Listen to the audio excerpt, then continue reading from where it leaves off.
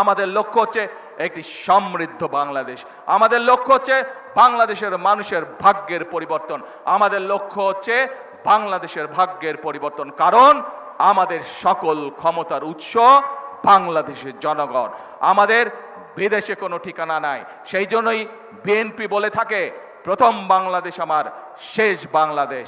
এবং আল্লাহ রাব্বুল আলামিন স্বয়ং বলে দিয়েছে, আল্লাহ রাব্বুল আলামিন সেই জাতিকেই সাহায্য করে যে জাতি নিজে চেষ্টা করে।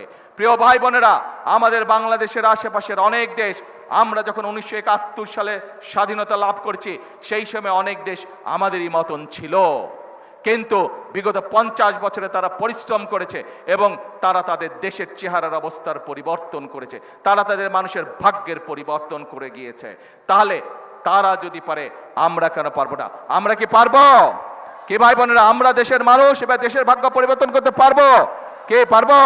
এই আত্মবিশ্বাস আপনাদের আছে? আত্মবিশ্বাস আছে? আসুন তাহলে আমরা নিজেদেরকে সতর্ক রাখবো, যাতে আর কেউ এই দেশে বিশৃঙ্খলা তৈরি করতে না পারে, যাতে করে আর কাউকে আমরা সুযোগ দিব না জনগণের শান্তি নষ্ট করে 173 দিন হরতাল করবে, সেই সুযোগ আমরা কাউকে দিব না।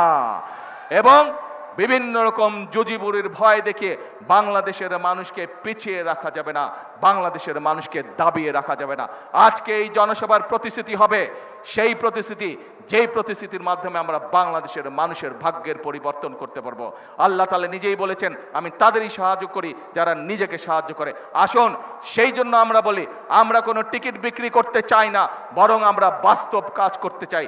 সেই জন্যই আমরা বলি, করব কাজ, গড়ব দেশ। সবার আগে কে বলেন আবার, করব কাজ, করবেন তো? কাজ করবেন তো ইনশাআল্লাহ?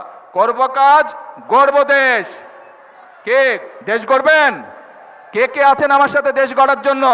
কে কে আছেন? আলহামদুলিল্লাহ, হাজার লক্ষ মানুষ দেশ গড়া।